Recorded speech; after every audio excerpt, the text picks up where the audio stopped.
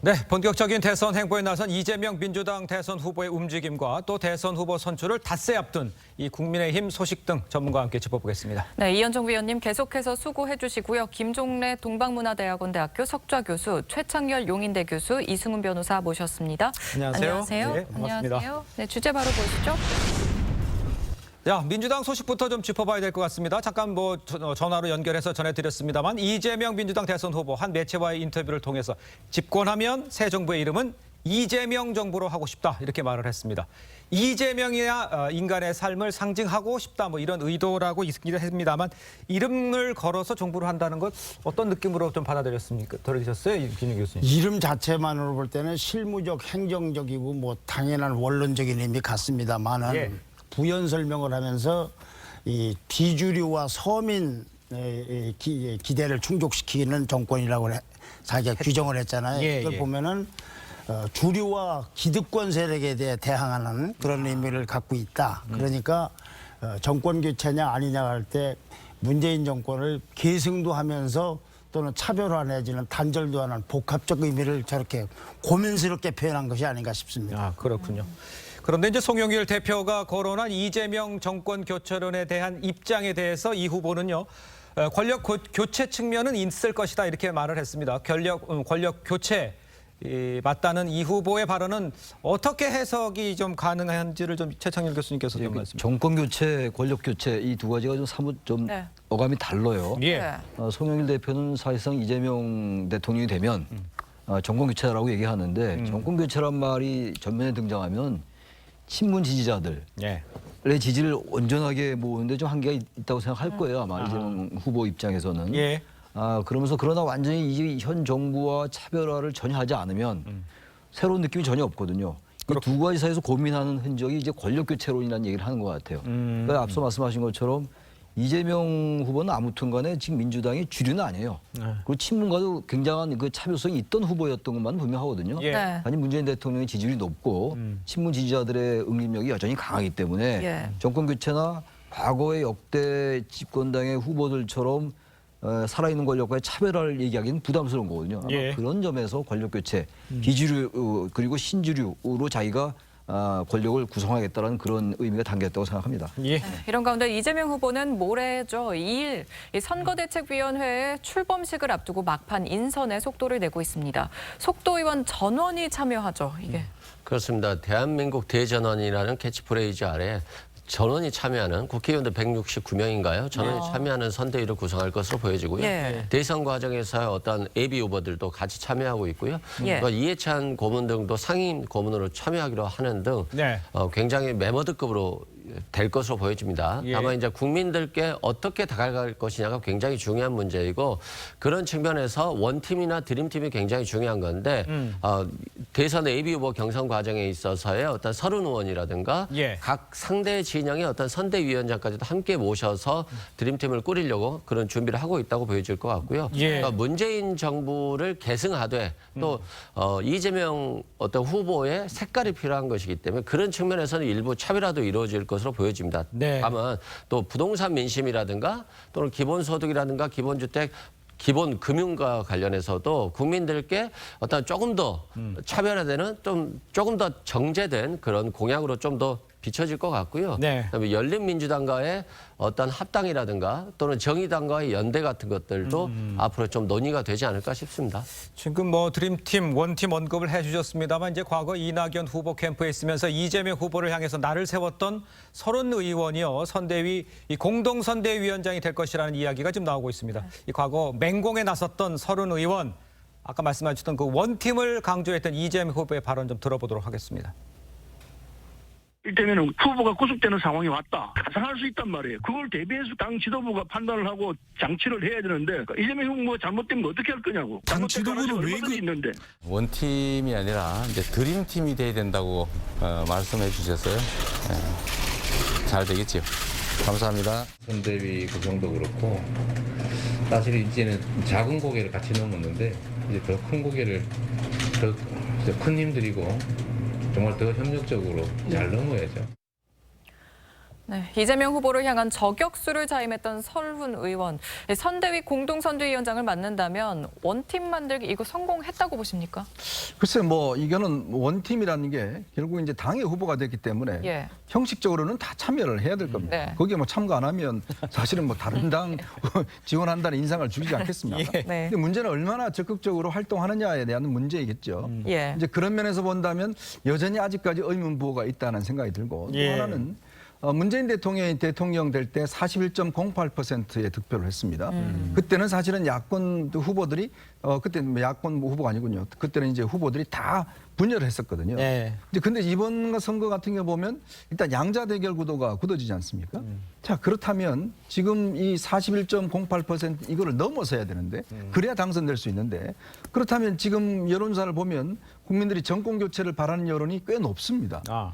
자, 그러면 이 민주당에 있는 분들로만 이 선대위를 구성한다면 국민들은 어떻게 생각할까? 바로 그게 이제 원팀이냐 드림팀이냐.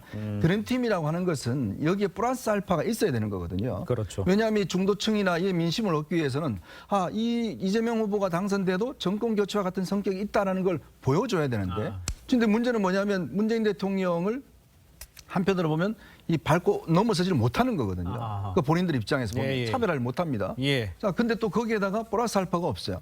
자, 이 선대위에 아무리 많은 국회의원들이 들어간다 한들 예. 예를 들어서 새로운 얼굴이 국민들에게 보여지는 얼굴이 있는가? 이건 아니거든요. 이제 그런 면에서 보면 저는 이 원팀이라기보다는 어떻게 하면 세력 확장을 할 수가 있을 것인가 이제 그걸 고민해야 되는데 뭐 서른 의원이나 추미애 의원이 참고하는 거야 뭐 당연한 거 아니겠습니까?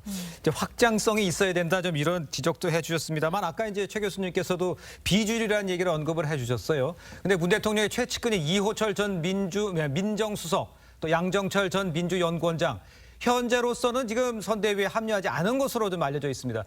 이 배경 또 이거를 어떻게 해석을 좀 해야 될지를 먼저 이승훈 변호사님께서 먼저. 네. 어차피 양정철 전 원장 등은 문재인 정부의 핵심 아니었습니까? 문재인 정부를 창립하는 데 있어서 굉장히 큰 공헌을 세웠고요. 예. 그런 측면에서 이재명 정부가 이재명 정부가 된다라고 한다면 다시 이제 문재인 정부를 계승하는 것과 차별화가 동시에 가는 것이기 때문에 당연히 이들의 역할은 있을 것으로 보여지고요. 다만 이제 그 역할의 차이가 있을 거라고 봐져요. 문재인 정부의 어떤 핵심으로서 어떤 자신들의 칼날을 보여주는 것이었다면 이제는 이재명 정부를 도와주는 데 있어서 만들어내는 데 있어서 도와주는 예. 역할이 것이기 때문에 네. 그 역할은 조금 다를 것이라고 보여지고요. 실제 이제 노무현 정부도 노무현 전 대통령도 비주류에서 어떤 대통령이 된 그런 모습이 있지 않았습니까? 그렇다는 측면에서 이재명 후보도 이제는 어떤 자신만의 색깔도 좀 보여줘야 된다 이런 생각이 듭니다. 네. 근데 이제 여기서 이제 한 가지만 좀 말씀드리고 싶은 것은 이제 그 후원회장들이요. 네. 송기인 부산에 계신 신부님이 그 야권 특히 친문 진영에서는 거의 대부처럼 알려져 있는 분인데 예. 이분이 이낙연 후보와 김두관 후보의 후원회장을 했거든요.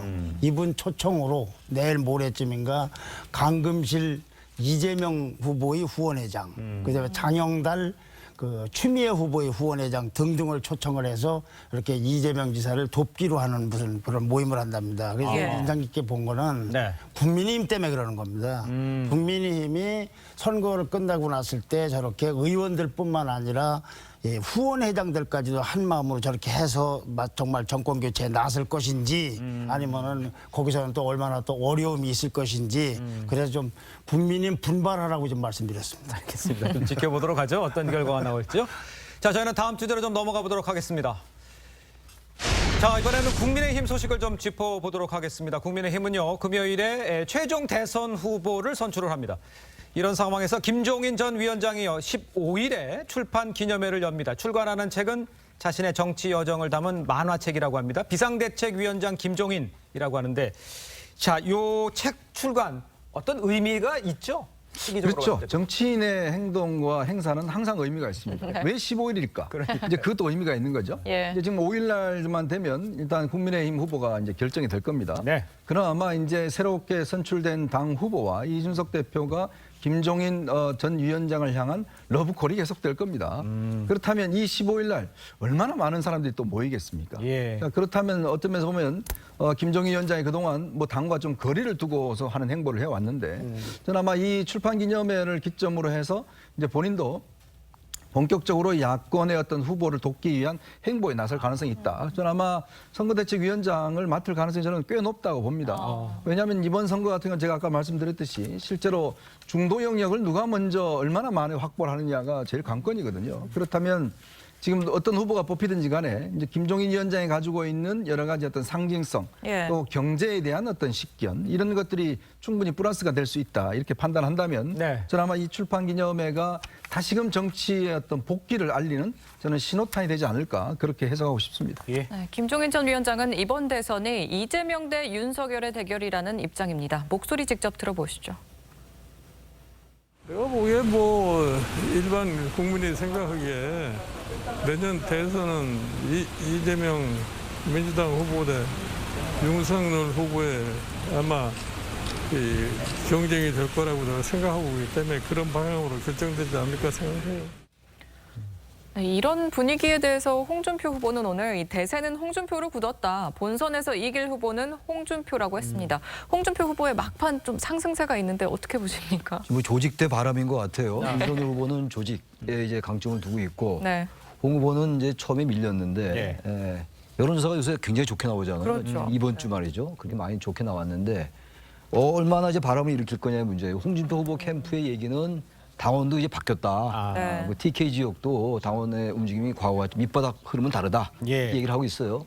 그러나 이제 정말 모르겠어요. 이번 그 국민의힘의 경선 결과를 이제 뭐 당장 내일부터 이제 모바일 투표가 들어가는 거 아니에요? 11월 예. 1일부터 1, 2, 3, 4 예. 이렇게 들어가는데 최근에 그 이제 국민의힘의 중진들도 이제 지난 주말이었나요?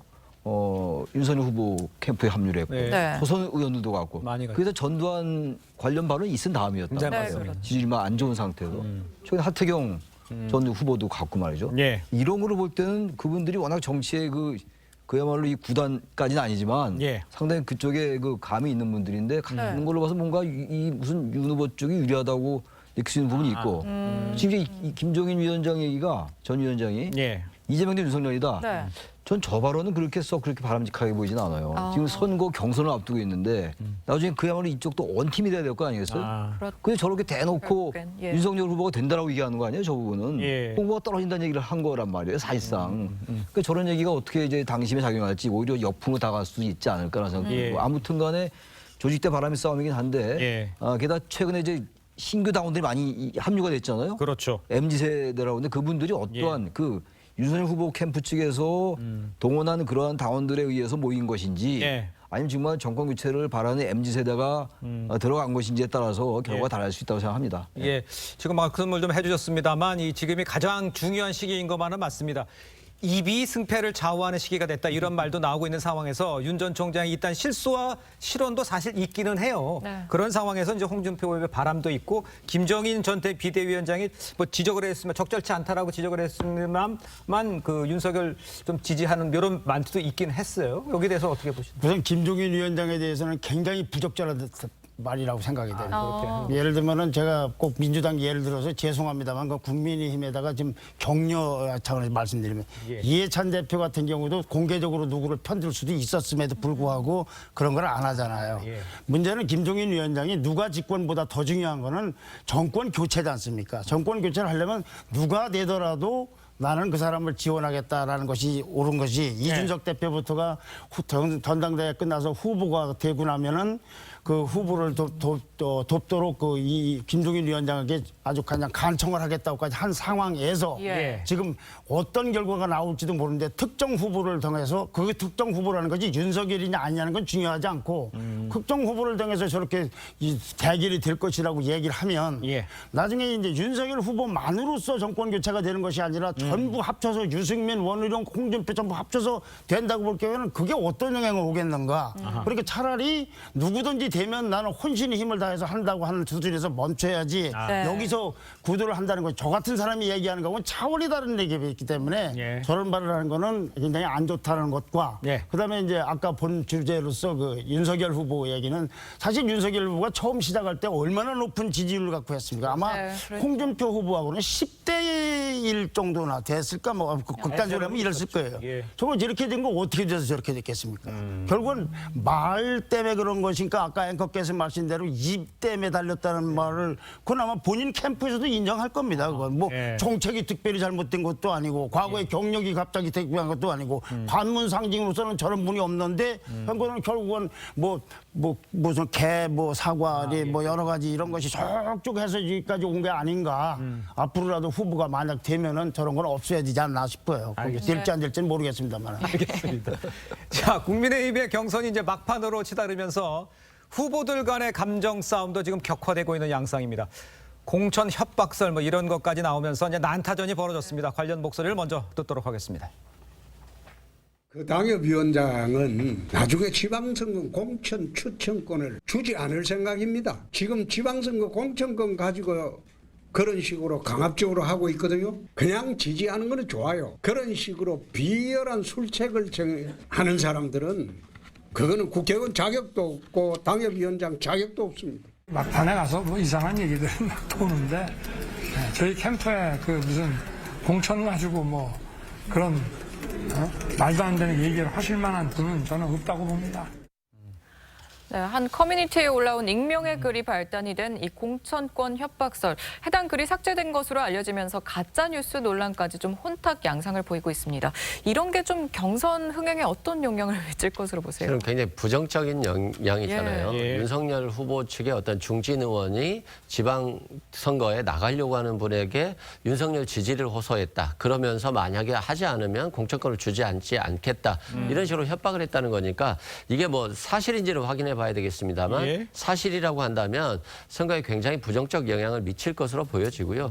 실제 이제 홍준표 후보와 윤석열 후보 간의 어떤 이런 경쟁들이 과거에는 본선 경쟁력은 윤석열 후보가 좋아. 그런데 도덕성은 홍준표 후보가 낫지 않아? 이런 생각이 있었는데 요즘은 최근에는 본선 경쟁력조차도 홍준표 후보에게 밀리는 여론조사가 나오고 있거든요. 그런 측면에서 홍준표 후보 쪽에서는 자신감을 갖고 있는 측면이 있고 윤석열 후보 쪽에서는 굉장히 좀 부담스러운 측면이 있어 보입니다. 다만 이제 얼마나 이제 오늘 마지막 TV 토론도 있을 것이고 결국에는 다음 주부터 이제 경선에 투표에 돌입하는데 국민들께 얼마나 준비 부족 문제 또는 전두환 개사과 문제라든가 또 이런 문제에 대해서 어떻게 만회할 수 있을지 이제 국민들이 어떻게 판단할지 좀 궁금한 시점인 것 같습니다. 이현정. 근데 공천권을 주지 않겠다는데 홍준표 후보가 대통령이 되시면 선거에 개입할 수 없습니다. 그러니까 좀 본인이 할 수 있는 권한이 아니에요. 당대표도 지금 요즘은 공천권 못 줍니다. 다 경선 통해서 다 뽑는 것이지. 아니 당협위원장이나 아니 지자체장들을 요즘 보면 전부 다 밑에서 당원들이 경선에서 뽑지 누가 공천권을 줍니까? 이거 할 수가 없는 것이고요. 특히 홍준표 후보 같은 경우는 이제 본인한테 많이 안 모이니까 저렇게 이제 이야기를 하시는데 요즘 당 공천권 이런 거는요. 지금 하고 싶어도 사실은 위에서 전략 공천 못 합니다. 이제 그게 현실이기 때문에 저는 좀 근거가 없는 이야기가 아닌가 그렇게 생각하고 있습니다. 또 하나요. 이 공천권 말씀 저도 한 말씀 드리고 싶은데 이른바 제왕적 대통령이 없어졌잖아요. 그 제왕적 대통령의 가장 핵심 요인이 대통령이 공천권 행사하는 거였어요. 그게 없어졌잖아요. 그러니까 여당이 과반을 획득하고 있고 여당의 총재가 대통령이고 여당의 총재인 대통령이 공천권 행사. 그럼 완전히 그러니까 삼청동이 아니라 여의도 지배하는 거거든요. 지금 총재 시절에. 그렇죠. 옛날 총재가 그랬단 말이에요. 이른바 제왕적 대통령인데 제왕적 총재. 저런 말씀하는 건 아무리 지금 윤석열 후보 측에서 지금 그런 얘기 했다고 해서 가짜 뉴스인지 아닌지 모르겠으나 적절한 발언은 아니었다고 생각합니다. 일단. 알겠습니다. 자, 이제 보면요, 이제 닷새 후에 금요일에 이제 국민의힘 대선 후보가 선출이 되죠. 그런데 이제 변수 중에서 가장 큰 변수 중에서 또 하나가 이제 2배 이상 급증한 당원 표심. 여기를 주목해야 된다는 사람들도 꽤 많습니다. 이게 큰 변수가 될 것 같습니까? 어떻게 보십니까? 굉장한 변수가 될 텐데 어떻게 변수가 될지는 모르겠습니다. 이거 약간의 좀 설명이 필요한데요. 자, 이번이 3차 컷오프라고 볼 수 있어요. 본선이지만. 요 전에 4명으로 압축된 게 10월 한 7, 8일, 6, 7일인데요.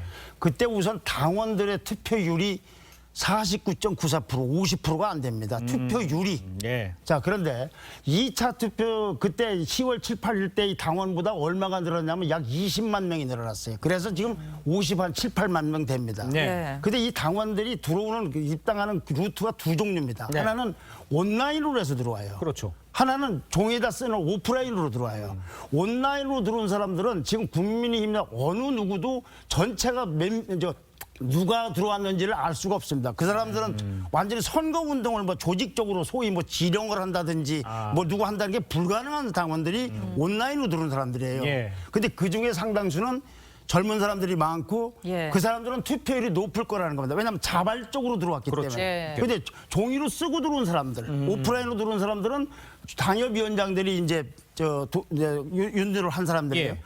이 사람들이라고 해서 다 투표를 거의 당협위원장이 버튼 누르면은 그냥 그대로 할지 안 할지는 이거는 아까 왜 서울대학교 커뮤니티에 나와 있던 것처럼 그걸 모르는 거예요. 네. 그래서 지금 상태로는 당원들이 투표가 50% 반영되는데 온라인 당원과 오프라인 당원이 어떻게 움직일지 이들이 투표를 어떻게 될지를 모르기 때문에 그러네요. 지금 상태로는 모른다가 정상일 것 같습니다. 그런데 그걸 바로 이준석 대표는 이렇게 얘기하고 있어요. 예. 가장 세밀하게 데이터를 보고 있는 나도 정말로 예측하기가 어렵다. 아하. 그런 변수는 뭐냐면 온라인 당원이 급증을 했고 예. 그다음에 조직 선거에서 얼마나 작동을 할지 그걸 모르기 때문에 그렇다. 아하. 그런데 거기서 예. 누가 유리하다 불리하다는 거는 저 개인으로 볼 때는 점성술의 영역이라고 봅니다. 그렇습니까? 네, 최 교수님. 예. 또 하나 이제 관점이 있다면 전략적 선택의 문제예요. 그렇죠. 전략적 선택은 뭐 여당만 하는 게 사실 아니거든요. 야당의 당원들도 굉장히 정치 관여도가 높은 분들이란 말이에요. 예. 이 책임 당원들이. 이분들이 이제 윤석열 후보에 대한 지지가 계속 높다가 그리고 이제 문재인 정부에 저항하는 반문의 상징 자산을 윤 후보가 가지고 있어요, 여전히. 윤석열 후보가. 그게 이제 윤 후보가 가지고 있는 자산인데 네. 워낙 윤 후보에 대해서 여러 가지 리스크가 많이 나오잖아요. 예. 그렇게 되면 과연 이재명 후보에도 많은 리스크가 있는 것이고 지금 양쪽이다. 예. 그렇다면 이재명 후보를 이기는 후보가 과연 누군가? 이른바 정책, 그 본선 경쟁력 아니겠어요? 예. 본선 경쟁력을 따지면 그런 전략적 선택이 작동한다면 의외로 홍 후보에게 유리할 수도 있다. 이 바람이라는 게. 바람이라는 게. 그러니까 되게 일반 여론은 지금 홍 후보가 높고 당원은 윤 후보가 높다는 게 일반 정설이잖아요, 지금. 근데 이게 어떻게 뒤집힐지 모른다는 거예요. 과연 본선 가서 이재명 후보를 누가 꺾을 것인가를 생각한다면 있는 그대로의 지금 현재 윤 후보 측이 생각하는 것처럼 예. 이건 말고의 어떤 다른 요소가 작용할 수가 있다. 그런 느낌이 들어서 이건 정말 그날 가봐야 할 것 같다는 생각이 듭니다. 그러네요. 네, 이런 가운데 국민의당 안철수 대표가 내일 1일 이 대선 출마를 공식 선언합니다. 안 대표의 대권 도전은 이번이 세 번째인데 이현정 의원님, 네. 민심 어떻게 얻을 수 있을까요? 글쎄요, 참 삼세판이라고 보통 우리가 이야기를 하는데 예. 뭐 예견됐던 이 과정인 것 같습니다. 예. 어쨌거나 이제 안철수 대표가 지금 세 차례 이제 대선 도전을 이제 하는 것인데요. 네. 아무래도 지금 뭐 여러 가지 여론조사나 이런 거 등등을 보면 네. 당선 가능성에서는 좀 멀어져 있는 듯한 느낌이에요. 예. 문제는 이제 얼마만큼 야권 단일화 쪽에 이제 힘을 보탤 수 있을까 이 문제인데 사실 이제 그 이준석 대표나 김종인 전 위원장 같은 경우는 굉장히 부정적이지 않습니까? 그렇기 때문에 사실은 이제 누가 후보가 되더라도 예. 과연 안철수 대표가 순순히 단일화할 것인가? 아하. 만약에 또 안철수 대표는 항상 단일화만 할 것인가? 이제 이런 지금 문제가 있잖아요. 본인이. 그러니까 본인이 뭔가 주도적으로 하는 게 아니라 계속 어쩌면 종속 변수로만 역할을 한다라면 네. 정치적 미래가 과연 보장될 수 있을 것인가? 네. 이런 문제인 것인데 모르겠습니다. 이번에는 어떤 면에서 보면 끝까지 가서 본인이 어떤 이거를 한번 해볼지 예. 아니면 정권 교체라는 큰 대의 그 속에서 본인이 어떻게 이제 복속할 것인지 예. 또 이게 이제 누가 후보가 되더라도 지금 범야권이 전체로 보면 큰 틀을 지금 만들고자 하잖아요. 그렇죠. 그렇다면 그 속에서 본인이 역할을 예. 어느 정도 찾을 것인지 저는 예. 거기에 결국은 관건이 있지 않겠나 싶습니다. 자, 이현정 의원님 얘기는 끝까지 달리기도 중간에 단일화를 생각하기도 참 애매한 위치에 있다 이렇게 좀 지적을 해주신 것 같은데 어떻게 보셨습니까, 변호사님? 저는 결과적으로는 단일화할 거라고 봅니다. 그렇습니까? 왜냐하면 안철수 대표가 새 정치를 가지고 화두를 가지고 정치에 뛰어들었잖아요. 예. 근데 지금 이제 어떤 화두를 던질까에 대한 의문이 있어요. 또한 서울시장 선거에서 오세훈 후보와 단일화하면서 대선에 나가지 않겠다는 취지로 이제 단일화에 나가지 않았습니까? 예. 그런 측면에서 명분도 잃었다 이런 생각이 들고 또 본인이 어떻게 해서든 정권 교체를 하겠다고 했기 때문에 저는 결과적으로는 단일화를 할 것으로 보여집니다. 또한 그간에는 여러 번의 선거를 치렀지만 예. 다 지지율이 높아서 15% 이상을 받았기 때문에 선거 비용 보전이 됐었거든요. 예. 근데 대선이라고 하는 것은 굉장히 많은 선거 자금이 필요한데 지금 지지율로 보면 10% 미만이기 때문에 실은 선거 비용 보전이 전혀 안 될 우려가 있기 때문에 네. 결과적으로는 저는 정권 교체를 명분으로 단일화를 한다거나 또는 국민의힘의 대선 후보가 선출되면 적극적인 구애를 통해서 어떤 당대당 통합이 이루어지지 않을까 그런 싶고요. 결과적으로는 민주당도 열린민주당과의 통합이라든가 예. 또는 정의당과의 어떤 대선에서의 연대가 절실해 보이는 상황이라고 보여집니다. 또 단일화를 생각하고 나온다. 참 부담스러울 것 같긴 한데. 이게 참 안철수 후보의 운명이 어떻게 될 건가 하는 게 이번 대선에서 참 보는 관법 중에 하나일 텐데 우선은 이 보수 진영 입장에서 볼 때는 심상정 후보가 절대로 민주당하고 단일화 안 한다고 공언을 했단 말이에요. 유보적인 태도도 아니고 조건을 붙인 것도 아니고. 예. 자, 그러면 이제 뭐 다른 사람도 있습니다만 큰 틀로 봤을 때 김동연 부총리 같은 분을 잠시 죄송합니다만 빼면은 예. 4자 구도가 아니라 3자 구도가 될 여지가 보수 세력에게 있잖아요.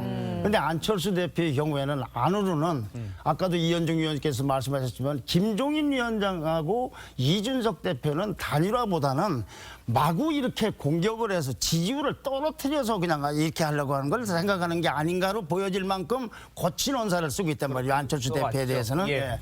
또 하나는 그런 걸 뚫고서 안철수 대표가 지난번 서울시장 선거 때도 시작할 때는 안철수 대표가 제일 지지율이 높았어요. 네. 점점 내려가서 오세훈 후보한테 이 단일화에 졌지 않습니까? 예. 지금 시작 단계에서는 그래도 한 4% 내지 한 7, 8%까지 나오는데 예. 앞으로 넉 달 남은 동안에 한 2달 지나가지고 이것이 아래로 내려갔다. 그럼 단일화의 의미가 단일화 하는 게 아니라 단일화 당한다거나 뭐 일단 굉장히 의미가 반감될 수도 있지 않나. 그러니까 아까 이 변호사님 말씀대로 본인이 뭘 들고 나오느냐, 어떻게 해서 자기 지지율을 유지하느냐. 그럼 만약에 4%라든지 5%, 6% 유지하고 있으면 그건 아마 대단한 뭐가 되지 않을까 싶습니다. 알겠습니다. 저는 그 안철수 후보의 영향력 전 무시 못한다고 생각해요. 이번 선거에서 이게 워낙 박빙후할 공산이 크거든요. 이재명 대 윤석열이 될지 이재명 대 홍준표가 될지 뭐 다른 유승민이 될지 모르겠습니다만 예. 어떤 선거가 되든 일단 야권의 후보가 결정되면 예. 단 2%, 1% 중요할 수 있을 것 같아요. 그러니까 지난 그 지방선거 때 안 후보가 좀 높다가 떨어진 것 같고는 차원이 다른 것 같고 예. 워낙 양쪽의 적대적 공생 같은 이 선거 구도가 짜여져 있는 상황이기 때문에 네. 안철수나 심상정 후보의 전 그 존재가 어느 선거보다도 클 수 있다. 그런 의미에서 김종인 위원장이나 전 비대위원장이나 안철수 이준석 대표가 예. 과도하게 안 대표를 공격하는 거 이건 전략적으로 맞지 않을 것 같아요. 만약에 그래서 안 대표가 정말로 그냥 끝까지 간다. 네. 단일 안 하겠다. 그럼 어떻게 할 겁니까? 단 그야말로 뭐 몇만 표 차이로 가질 수 있는 가능성도 배제 못한다면은 저는 그렇게 선거는 그리고 원래 정치는 통합해 나가는 거거든요. 상대를 껴안는 것이고 동의를 구해 나가는 것이고 합의를 모색해 나가는 과정과 작업이 정치거든요. 예. 그러면서 볼 때 안철수 대표의 영향력을 과소평가하는 거는 야권으로서는 대단히 조심해야 된다 그래서 이제 생각합니다. 굴복을 시켜서 할지 아니면 네. 끌어안을지 끌어안고 그거는 가야 어떻게 되겠죠. 할지는 좀 네. 지켜봐야 될 것 같습니다. 네. 자, 저희는 다음 주제로 좀 넘어가 보도록 하겠습니다.